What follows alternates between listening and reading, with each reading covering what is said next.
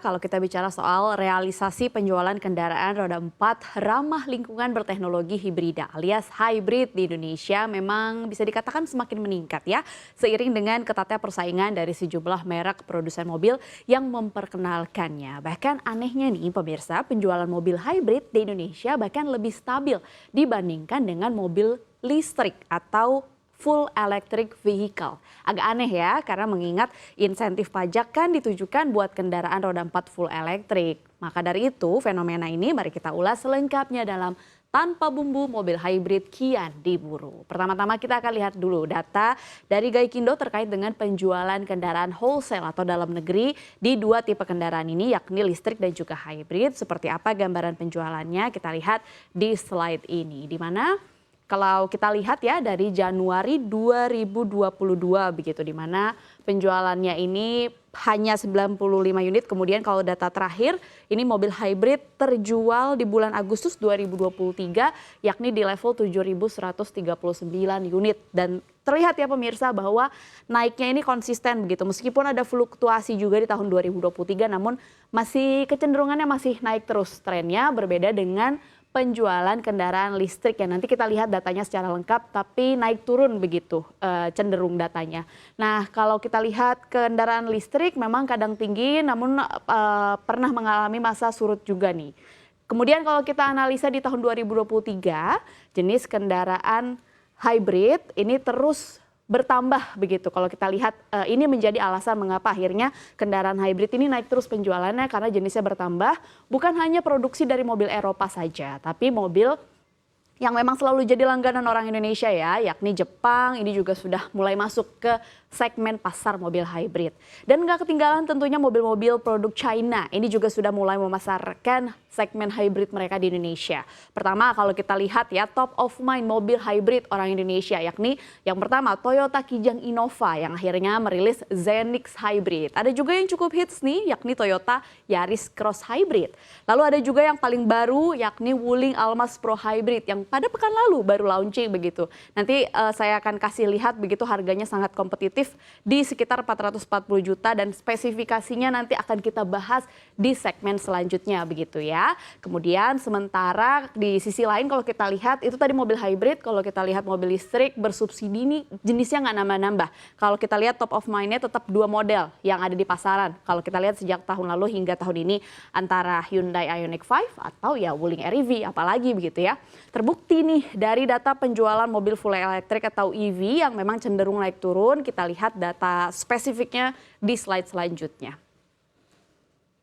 Ya memang kalau kita lihat di data yang sama yakni sejak Januari 2022 begitu, di mana di bulan pertama 36 unit kemudian naik pelan-pelan, kemudian di tahun 2023 nih kita bisa melihat bahwa penjualannya sempat anjlok begitu, yang tadinya di Desember 2022 penjualannya 2.000 sekian unit, tiba-tiba di Januari jadi 298 unit aja, kemudian naik turun lagi begitu. Padahal kalau kita lihat nih secara detail skema insentif pajak penambahan nilai berdasarkan Permenkyu nomor 38 tahun 2023, kalau kita bandingkan pajak kendaraan 11%, ini 10%-nya ditanggung pemerintah nih kalau untuk mobil listrik begitu. Jadi 1%-nya saja nih yang ditanggung oleh pemilik kendaraan. Sedangkan kalau kita bandingkan dengan pajak mobil hybrid, ini kena pajaknya malah double kalau dibandingkan dengan kendaraan listrik begitu ya. Untuk membandingkan kita lihat di slide selanjutnya.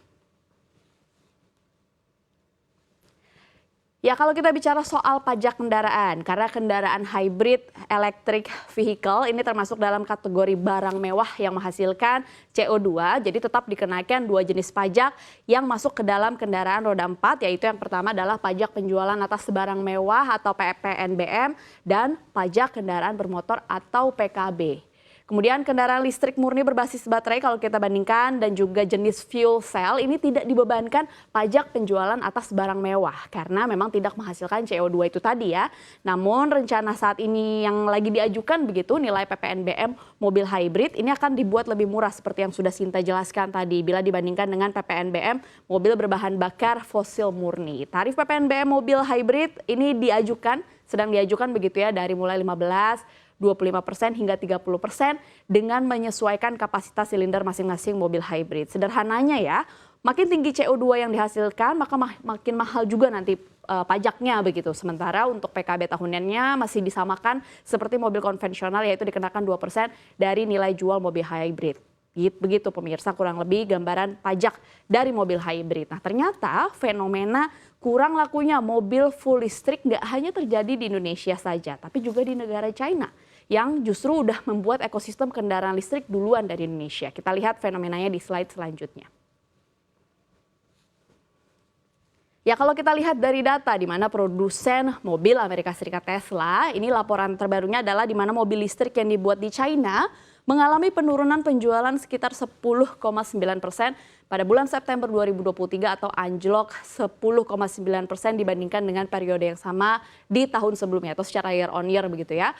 Berdasarkan data dari Asosiasi Mobil Penumpang Tiongkok pada hari Minggu 8 Oktober kemarin, penjualan Model 3 dan juga Model Y buatan Tiongkok atau dari Tesla begitu ini turun sekitar 12% dari bulan sebelumnya atau secara mantuman. Tapi memang kalau kita lihat saingannya dari lokal yakni BYD dengan seri EV Dynasty dan juga Ocean serta mobil hybrid bensin listrik begitu dipadukan dalam bentuk hybrid ini mengalami pertumbuhan pengiriman kendaraan penumpang sebesar 42,8% menjadi 286.903 unit pada bulan lalu dari sebelumnya 200.973 pada September tahun lalu. Kemudian kalau memang kita lihat begitu ternyata fenomena penurunan penjualan Tesla ini tidak terlepas dari perang harga begitu dengan produsen lokal yakni yang tadi kita bandingkan BYD. Mereka meluncurkan kalau kita lihat model terbarunya adalah Model 3 yang diperbarui pada bulan September dengan harga sekitar 259.900 yuan di Tiongkok atau kalau dirupiahkan 557 juta rupiah. Ini kalau dibandingkan 12% lebih tinggi dari yang produk sebelumnya begitu. Sedangkan kalau yang dari China yakni XPeng ini juga meluncurkan SUV G9 yang diperbaharui dengan harga jual sekitar 263.900 yuan atau sekitar 556 juta rupiah atau justru lebih rendah 15% dari produk sebelumnya. Ya kalau kita lihat mau gimana lagi ya. Kalau di China mungkin Tesla udah turun tapi ternyata BYD ya masih naik begitu penjualannya. Kalau di Indonesia nampaknya kayaknya memang lebih senang dengan mobil hybrid ketimbang dengan yang full elektrik atau mobil listrik. Mungkin udah saatnya ya pemerintah meresmikan agar mobil hybrid dapat insentif juga mengingat memang mobil hybrid mampu mengurangi emisi karbon hingga 49% berdasarkan penghitungan emisi dari tangki bensin ke knalpot. Artinya kalau kita hitung begitu ya, pengurangan emisi 2 mobil hybrid setara dengan 1 mobil listrik yang mencapai 100%. Masih tergolong lebih ramah lingkungan dibandingkan dengan mobil berbahan bakar fosil.